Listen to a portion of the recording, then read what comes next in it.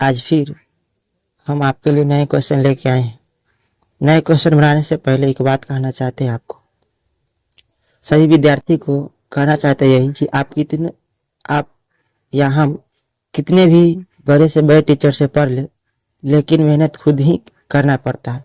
कहने का मतलब यह है कितना बढ़िया भी टीचर आएगा ना, हमें पढ़ा देगा तो हमें समझ तो वहां तक आएगा, लेकिन उसके बाद अगर घर पे जाके हम लोग अगर नहीं उसको पढ़े रिवाइज करें तो वो भूल जाएंगे। कहने का मतलब यह है मेरा कि कितने बड़ा से बड़ा टीचर से हम पढ़ लेंगे और छाप के चल जाएंगे और उसको घर पर रिवाइज प्रैक्टिस नहीं करेंगे तो हम लोग को होने वाला नहीं।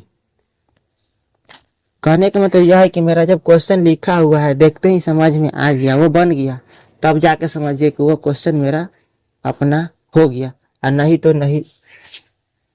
अगर क्वेश्चन बनाते समय अगर आपका हाथ रुक रहा तो समझ जाइए कि हमको प्रैक्टिस करने की आवश्यकता है। तो इस बात को आप ध्यान दीजिएगा। कोई भी बड़े से बड़े टीचर या सर से पढ़िएगा तो एक डिसीजन और सलाह देंगे, लेकिन मेहनत आपको खुद करना पड़ेगा। तो आइए देखते हैं। हम लोग भारतीय वन के बुक था मेरे पास, एक्सरसाइज 3 के सी में दीर्घात समीकरण को देख रहे थे। 9 नंबर क्वेश्चन लिखे हैं। दो लगातार कह रहा है धनात्मक सम संख्या निकाले जिनके वर्गों का योग कितना 100। दो लगातार का मतलब कि लगातार होना चाहिए। यहाँ पे लगातार के यहाँ पे क्रमागत भी लिख सकता है। धनात्मक का मतलब कि ऋणात्मक में नहीं होना चाहिए, यानी प्लस में होना चाहिए। सम संख्या तो जानबे करते। तो आइए इसको हम लोग देखते हैं। इसमें मानना पड़ेगा दो लगातार धनात्मक सम संख्या कह रहा है, तो लिखना पड़ेगा कि माना कि दो लगातार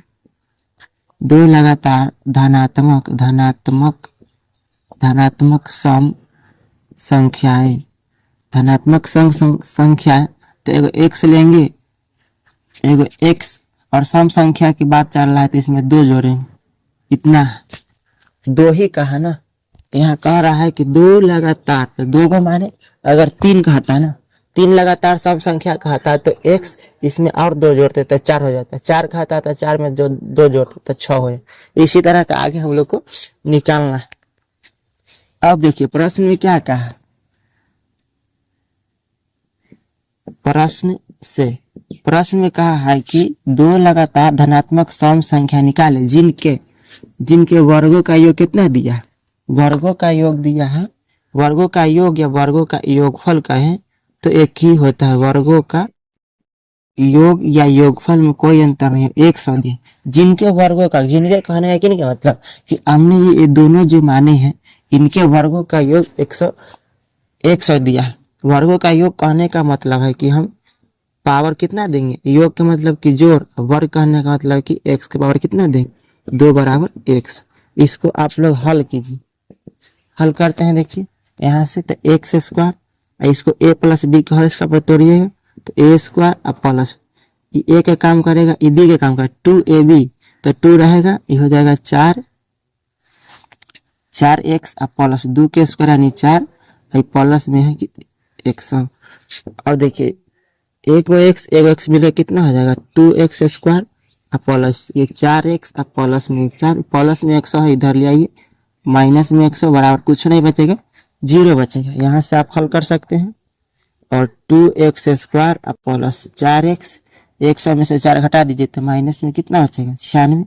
और देखिए दुक्का पारा में सब है, सम संख्या है तो 2 कॉमन कर सकते हैं, तो 2 यहाँ से निकालिएगा तो हो जाएगा x स्क्वायर और प्लस 2 से भाग देंगे तो 2x, 96 भाग दीजिएगा तो कितना हो जाएगा 4, ये 8 हो जाएगा 48।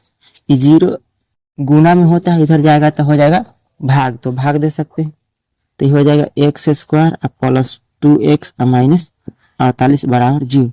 अब देखिए यहाँ से 2 तरीका है आप लोग को बनाने का, गुणनखंड भी कर सकते हैं और दीर्घात सूत्र भी लगा सकते हैं। तो आपको जो सुविधा लगे वो कीजिएगा। अगर गुणनखंड कर लेते हैं तो अच्छा है।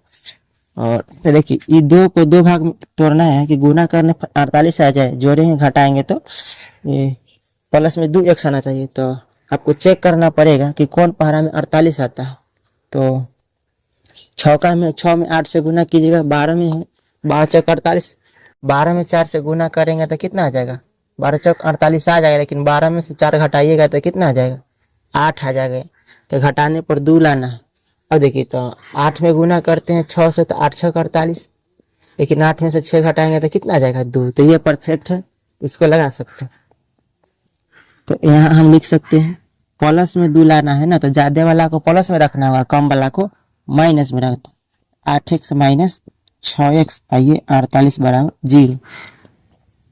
अब देखिए दोनों में x है तो x कॉमन कीजिएगा तो x कॉमन कर लेंगे तो 8 बचेगा। अच्छा माइनस है तो माइनस x दोनों में नहीं तो x कॉमन नहीं होगा, दोनों में 6 कॉमन कर सकते हैं तो x माइनस माइनस चिन्ह बदल जाएगा प्लस, 6 से भाग दीजिएगा तो 8 6 48 बराबर 0। यहाँ से आप अपना गुणनखंड चेक कर सकते हैं कि ये जो गुणनखंड हम किए सही है कि गलत है। चेक करने का यही तरीका है कि दोनों घर वाला अगर सेम आ जाएगा तो सही और डिफरेंट आ जाएगा तो गलत, तो सेम है तो आपका गुणनखंड सही है। अब देखिए यहाँ पे हम लोग कहते हैं दोनों घर वाला सेम है तो एक घर में से लेते हैं, तो x प्लस 8 एक घर के बाहर से लेंगे तो x माइनस 6 बराबर 0। ये 0 जो देख रहे हैं आप दोनों के बराबर में भेजिए, x प्लस 8 बराबर 0 और x माइनस 6 बराबर 0। तो x का मान यहाँ हो जाएगा माइनस में 8, ये हो जाएगा प्लस में 6। यहाँ देखिए यहाँ क्वेश्चन में धनात्मक की बात हो रहा है, तो ये वाला हो जाएगा आपका असंभव, ये वाला आपका असंभव। तो संभव मान कौन होगा, x बराबर 6। लेकिन यहाँ 2 लगातार धनात्मक संख्याएं निकालना है, तो हम लोग क्या माने थे, 2 लगातार धनात्मक संख्या क्या माने थे, x माने थे, x प्लस 2 माने थे। देखते हैं कि लगातार आता है कि नहीं, तो 6 और 6 प्लस 2 6 और 8, देखिए सम संख्या लगातार है कि नहीं। तो लगातार या क्रमागत का मतलब यही होता है। तो आज इतना ही रहने देते हैं, मिलते हैं नेक्स्ट वीडियो में।